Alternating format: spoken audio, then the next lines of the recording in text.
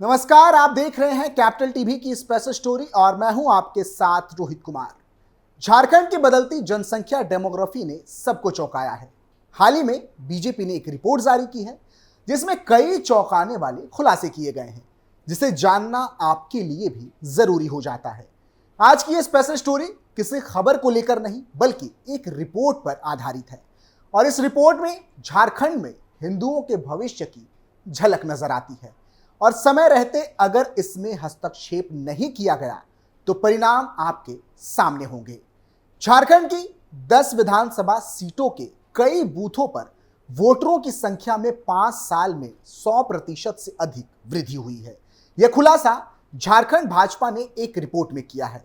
Voter बढ़ने वाले अधिकांश वह इलाके हैं जो संथाल परगना में आते हैं।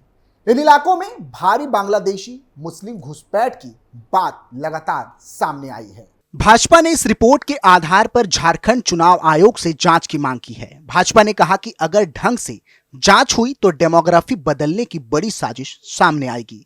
भाजपा की यह रिपोर्ट एक 3 सदस्यीय समिति ने तैयार की है।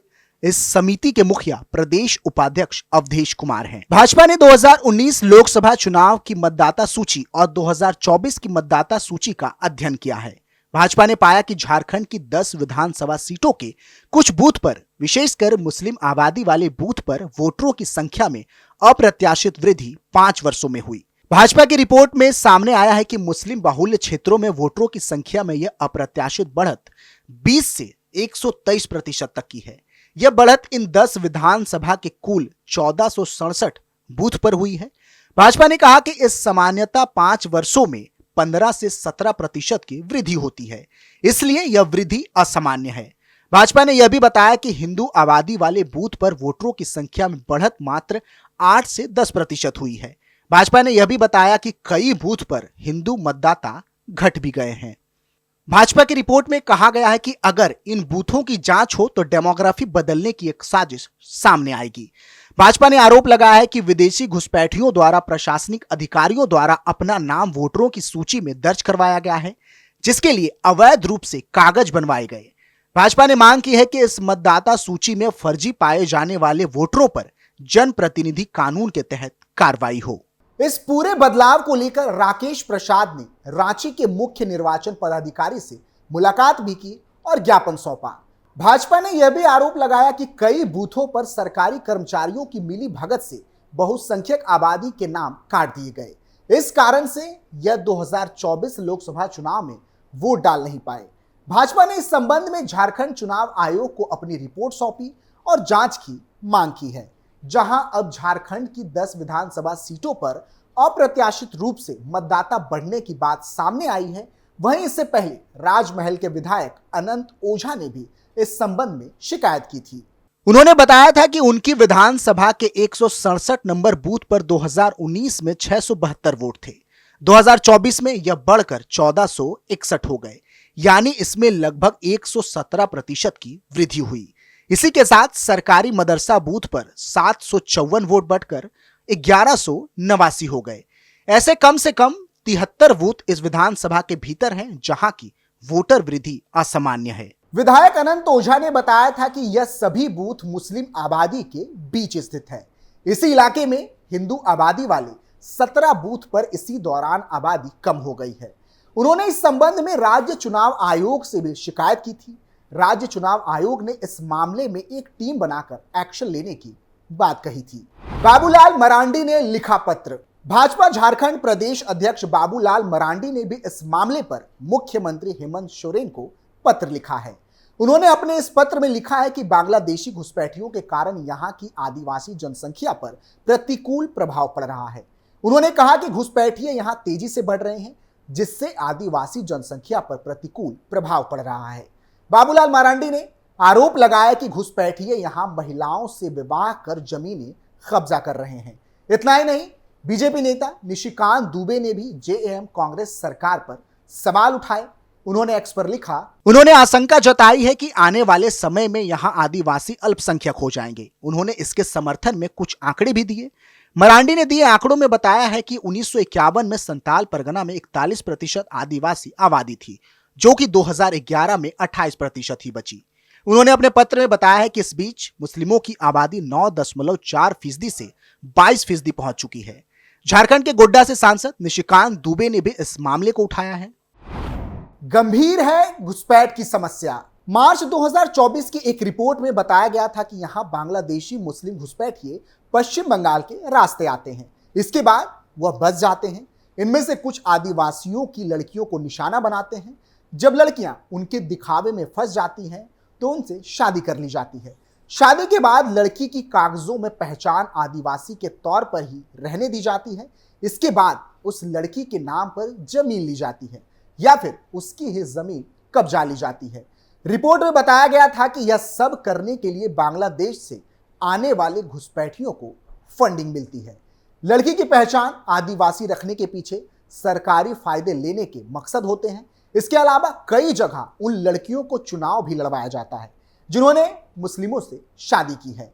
बांग्लादेशी घुसपैठियों की यह समस्या शादी करने और जमीन हथियाने तक ही सीमित नहीं रही। इसका कनेक्शन चुनावों से भी जुड़ा है। झारखंड हाईकोर्ट ने क्या कहा? झारखंड हाईकोर्ट ने राज्य के संथाल परगना में बांग्लादेशी घुसपैठ पर रोक लगाने की मांग को लेकर दाखिल जनहित याचिका पर गुरुवार को सुनवाई की थी। चीफ जस्टिस डॉक्टर BR सारंगी व जस्टिस SN प्रसाद की खंडपीठ ने सुनवाई के दौरान संथाल परगना के 6 जिलों के उपायुक्तों की बजाय कनीय अधिकारियों द्वारा शपथ पत्र दाखिल किए जाने पर कड़ी नाराजगी जताते हुए शपथ पत्र लेने से इनकार कर दिया था। अदालत ने नाराजगी जताते हुए कहा था कि कोर्ट को गुमराह करने का प्रयास क्यों किया जा रहा है। अदालत ने देवघर, दुमका, गोड्डा, साहिबगंज, पाकुड़ और जामताड़ा के उपायुक्तों को दोबारा शपथ पत्र दाखिल करने का निर्देश दिया है। इस मामले में अगले सप्ताह सुनवाई होनी है।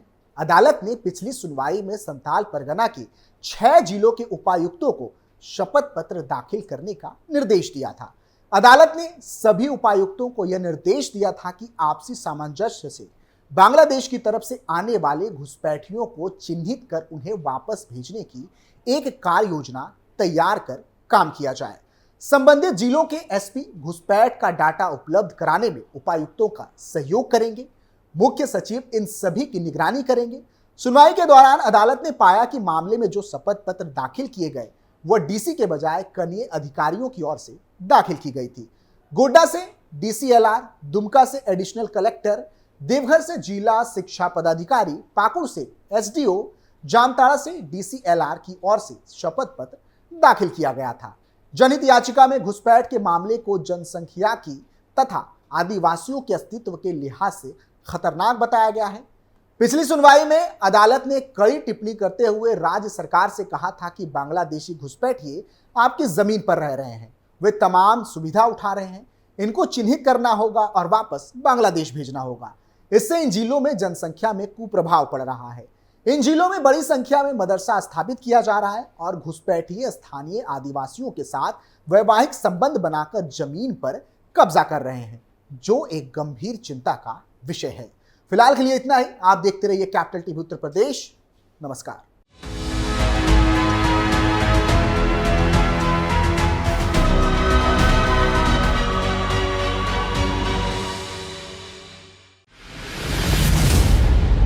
मैं राजनीति करता नहीं, पर राजनीति को बहुत गहरे तक समझता हूं। मैं लोगों के बीच रहता हूं, लोगों के मन को अच्छे से जानता हूं।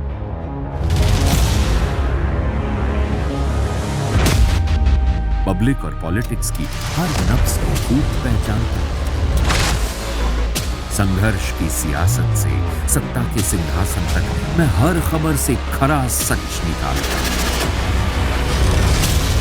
ना कोई दौड़, ना कोई race. Capital TV, Uttar Pradesh.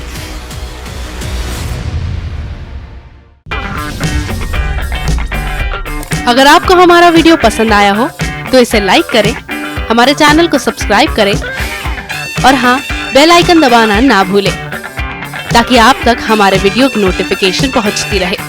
आप अपना सुझाव हमें कमेंट बॉक्स में दे सकते हैं। हमारे साथ जुड़ने के लिए शुक्रिया।